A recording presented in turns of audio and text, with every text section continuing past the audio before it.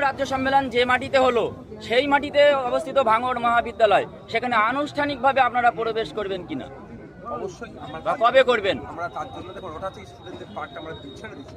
যখন একটা শাখা সংগঠন করেছি, ওদেরকে আমরা ওদের মতো করে গুছিয়ে নেওয়ার সুযোগ দিচ্ছি। আমরা চাই না যে আমাদের লেজুর ভিত্তিও চলুক। লেজুর ভিত্তিও চললে কি হবে? হ্যাঁ, আমরা ওদের গার্জেন, আমরা ওদের সাথে সবসময় থাকবো, পাশে থাকবো, পেছনে থাকবো, সামনে থাকবো, সাইড থাকবো, ঠিক কথা। কিন্তু ওদের নিজেরা স্বয়ংসম্পূর্ণ হয়ে ওঠে। আজকে দেখবেন ভাঙড়ে আইএসএফ এর প্রচুর নেতা তৈরি হচ্ছে।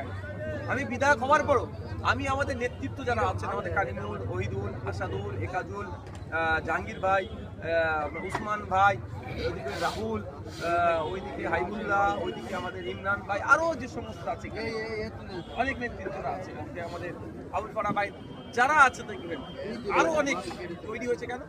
আমি বিধায়ক হওয়ার পরও কিন্তু আমি এদেরকে সবসময় এদেরকে কাজ যেটা সমাজের জন্য করছি, এদেরকে আমি সবার সুযোগ দিই, বা অর্থাৎ করো তো। আমি বিধায়ক আমি আছি, আমি যদি সব করে নেবো তাহলে এরা কোনোদিন নেতৃত্ব হয়ে উঠতে পারবে না।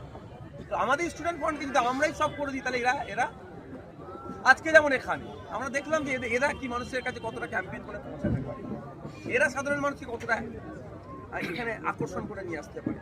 দেখলাম যথেষ্ট তাদের মানে মানে পারফরমেন্স ভালো, যথেষ্টভাবে মানুষকে তারা